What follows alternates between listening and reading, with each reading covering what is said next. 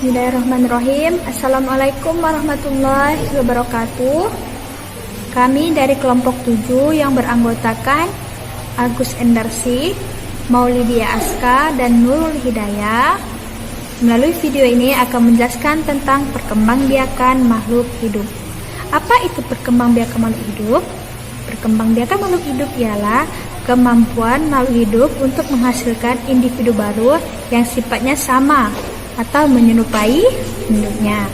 Perkembangbiakan makhluk hidup ada 3, yaitu perkembangbiakan manusia, perkembangbiakan hewan, dan perkembangbiakan tumbuhan.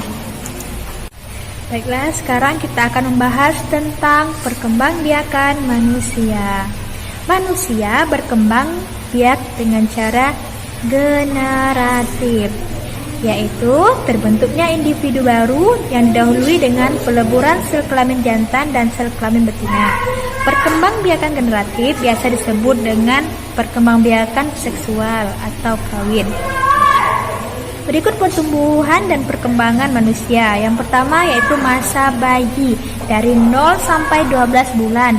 Terus yang kedua yaitu masa balita dari 1 sampai 5 tahun. Yang ketiga masa anak-anak atau dikenal dengan masa bermain dari 5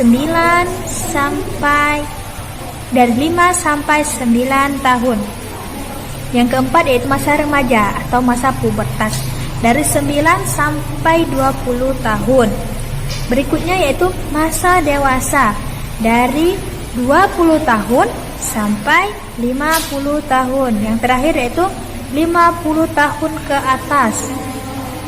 Pada masa ini biasanya fungsi organ tubuh itu mulai berkurang. Baik, selanjutnya kita akan membahas tentang perkembangbiakan hewan. Perkembangbiakan hewan ada 2, yaitu perkembangbiakan vegetatif dan perkembangbiakan generatif. Perkembangbiakan vegetatif itu dibagi lagi menjadi 2, yaitu membelah diri dan tunas. Tapi sebelumnya kita akan bahas apa itu perkembangbiakan vegetatif. Perkembangbiakan vegetatif adalah terbentuknya individu baru tanpa peleburan sel kelamin jantan dan sel kelamin betina. Baik, untuk perkembangbiakan generatif pada hewan juga ada 3, yaitu yang pertama ovipar, bertelur, vivipar, melahirkan, dan opovivipar, bertelur dan melahirkan. Baik, kita akan menjelaskan tentang perkembangbiakan tumbuhan. Perkembangbiakan tumbuhan juga ada 2, yaitu perkembangbiakan vegetatif dan perkembangbiakan generatif. Untuk yang perkembangbiakan vegetatif itu dibedakan menjadi 2, yaitu perkembangbiakan vegetatif alami dan perkembangbiakan vegetatif buatan. Perkembangbiakan vegetatif alami pada tumbuhan dibedakan menjadi 7, yaitu umbi batang, umbi lapis, umbi akar, akar tinggal, garage, tunas, dan tunas adventif. Perkembangbiakan vegetatif buatan pada tumbuhan dibedakan menjadi 5, yaitu yang pertama mencangkok, menempel atau okulasi, menyambung, stek, dan merunduk. Perkembangbiakan generatif pada tumbuhan terdapat pada bunga. Perkembangbiakan ini didahului dengan penyerbukan. Apa itu penyerbukan? Penyerbukan ialah peristiwa jatuhnya benang sari yang mengandung sel kelamin jantan ke kepala putik yang mengandung sel kelamin betina.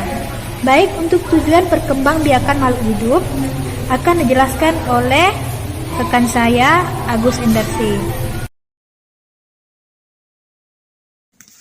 Bismillahirrahmanirrahim. Assalamualaikum warahmatullahi wabarakatuh. Baiklah, saya Agus Endarsi akan menjelaskan materi berikutnya, yaitu tentang memahami tujuan dari perkembangbiakan makhluk hidup. Nah, setiap makhluk hidup itu seperti manusia, hewan, dan tumbuhan sudah tentu melakukan perkembangbiakan dengan cara reproduksi. Nah, cara reproduksi makhluk hidup juga sangat beragam, seperti manusia melahirkan, dan hewan yang bertelur, dan juga ada yang melahirkan. Tumbuhan seperti tumbuhan berkembang biak dengan perkawinan melalui bunga hingga melalui umbi.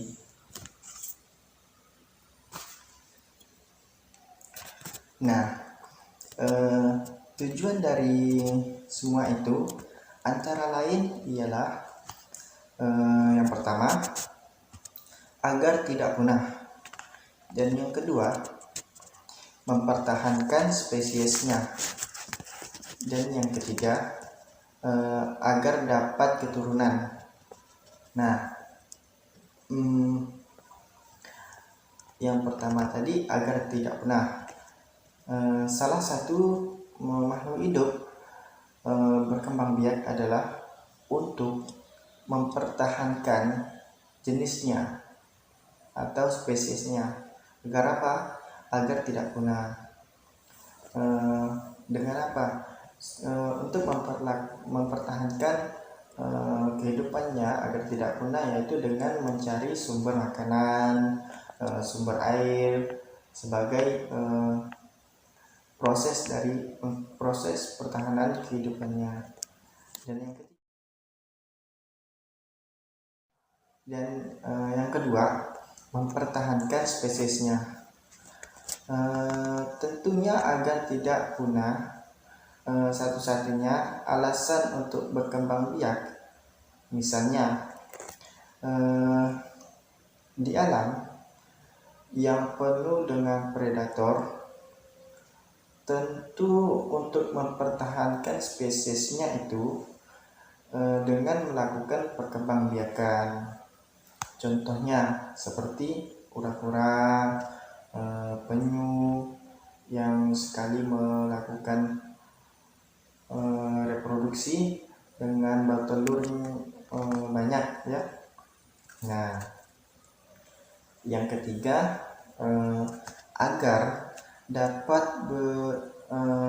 keturunan.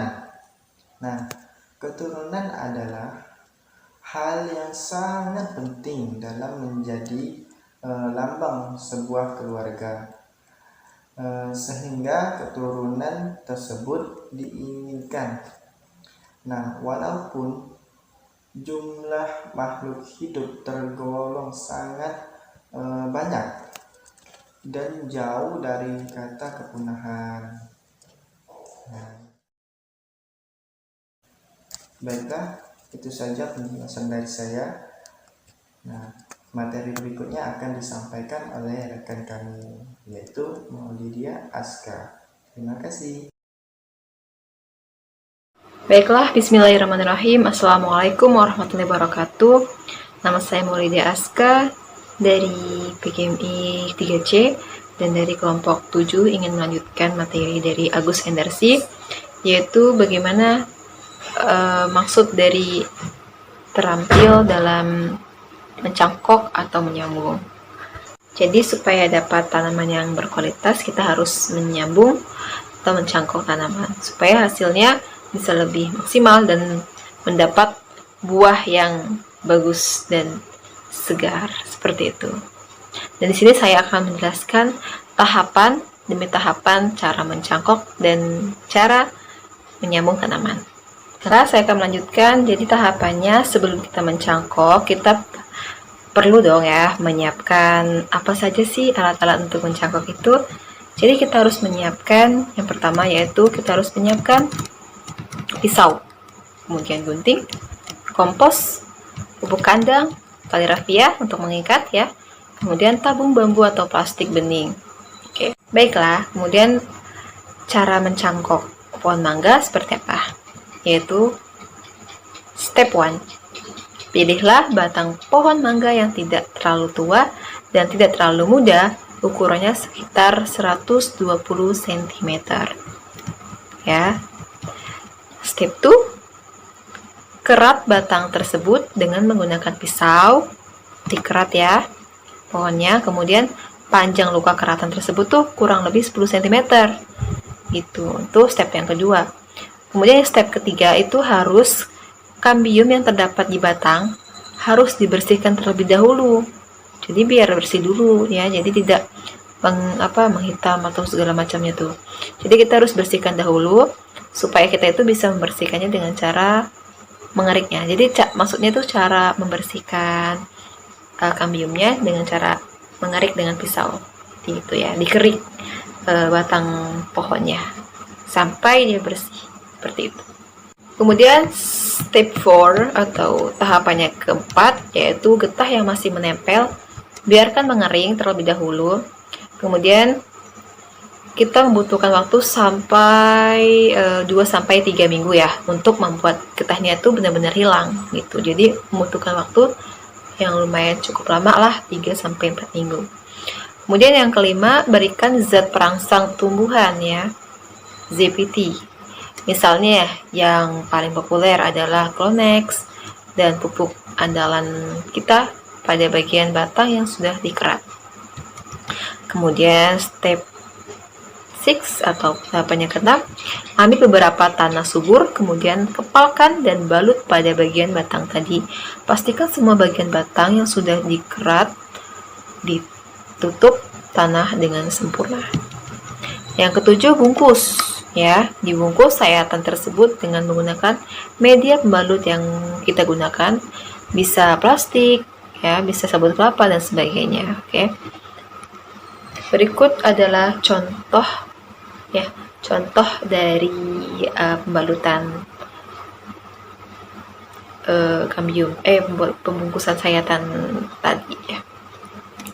Kemudian setelah itu diikat dengan tali rafia ya supaya erat. Sirami batang cangkukan tersebut secara rutin setiap harinya dong, harus rutin.